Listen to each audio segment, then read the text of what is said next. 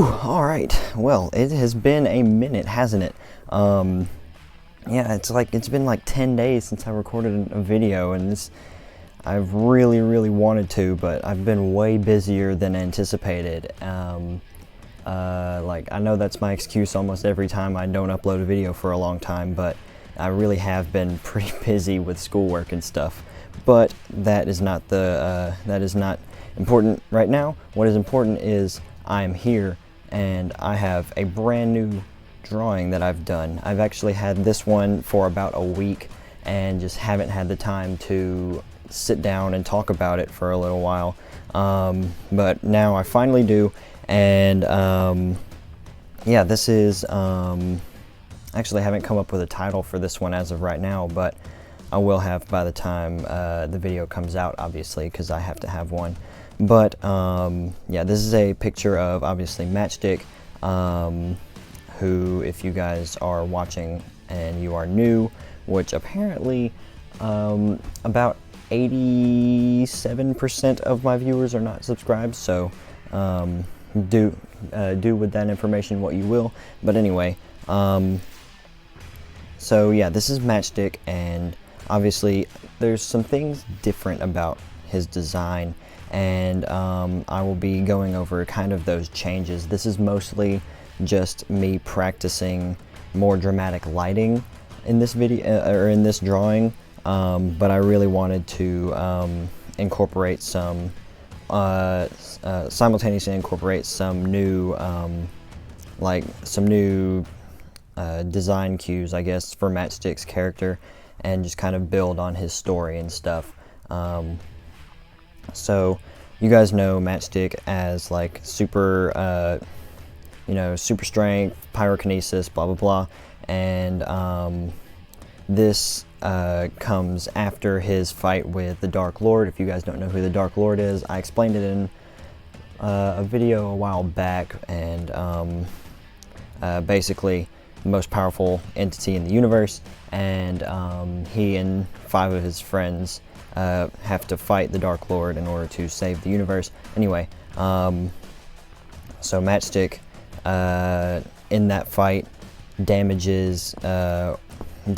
severely damages his left knee, tears his MCL, and a massive spike goes straight through the cartilage in between his kneecap and his like thigh and shin bones. So that's like super painful. But Matchstick also, you'll notice, has a bandage on his arm, his left arm, and that is because his right arm was broken in the fight with the Dark Lord, and so he was forced to use only his left arm for the remainder of the fight.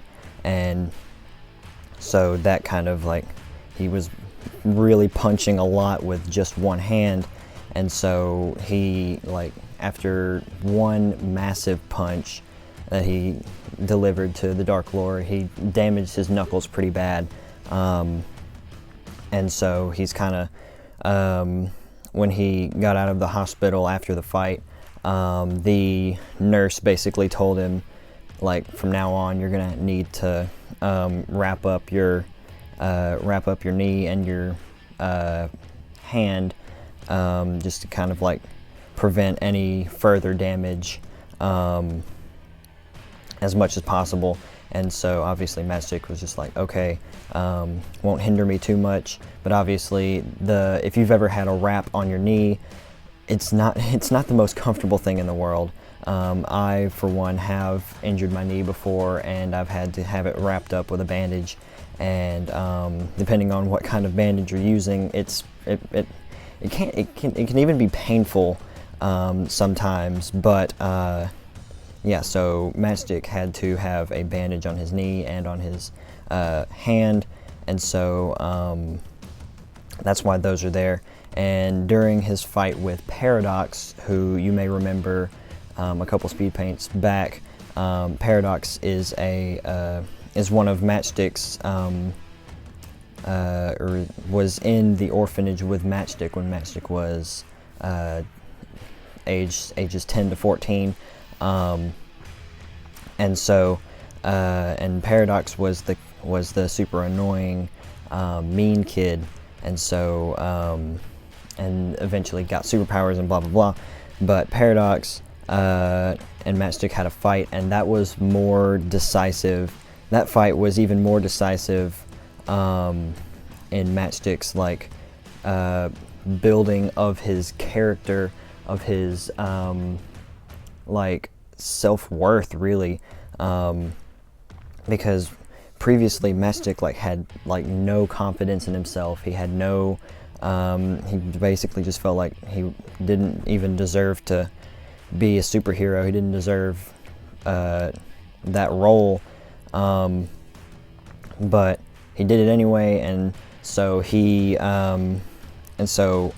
during a fight with Paradox, Matchstick is like really having some trouble, because Paradox is like, he can teleport, he can phase, and it's really hard to land a solid hit. And Paradox is also significantly, or not really significantly, a little bit stronger than Matchstick, so obviously his punches are going to be a little bit harder. And so Matchstick eventually, after having his bandages taken advantage of, like Paradox would like grab the bandage around his wrist and like sling him to one side or something. Grab the like if Matchstick had him on the ground, Paradox would like grab the bandage on his knee and like basically just use the fact that it was a weak knee and just kind of like pull him back to the ground and use that to his advantage. Matchstick was like, I'm not letting that happen anymore. And so as Paradox is getting ready to kind of like finish him off, Matchstick gets up and just grabs the bandages and rips them straight off, and that really like motivates him as a person in the fight. Like he's just to him the bandages represent his entire past and everything that holds him back, because they are so restrictive for his fighting and stuff. But to him they represent everything that he has been trying to be better with. And so it's really emotional. It's a really emotional moment for him to just rip that away and just kind of like become better as a person. And it's a really like emotional story, at least for me, because I'm really connected to this character. But yeah, it may not be for you guys, but for me it's one of my favorite things. It's really good. And so Matchstick kind of like rips away the bandages and fights Paradox with the bandages in his hands, and uses those to kind of just like, or not really uses them, but he just fights with them in his hands. Eventually he takes the bandages off of his knee, rips them off, and Paradox goes for a super powerful double laser blast, because that's what he can do. And Matchstick like dodges it and tosses the bandages into the air and watches as they get burned up by the laser. And yeah, it's a really fun story. But yeah, that's about it. Okay people, so that is it for today's speed paint. Hopefully I will have the next one out a little bit sooner than this one, because I don't want another 10-day break in between one speed paint and the other. But I've got the finished product over here, and like I said, this was more of just a practice for more dramatic lighting, and it looks good, but I think I need to make the overall, I think I need to make the transition from super bright to kind of like dull or dimmer colors or dimmer lighting to, I need to make that a little bit more smooth, because right now it's kind of like you can see the exact lines where gets darker and brighter and stuff. But yeah, that's really the only thing I feel like I need to fix. So hopefully you guys enjoyed this. If you did, please let me know. It's always appreciated, your feedback, and please let me know anything you think I can improve. And with that, I will be out of here. So subscribe if you haven't, leave a like on the video if you liked it, a dislike if you didn't, and I will see you all in the next one. Peace.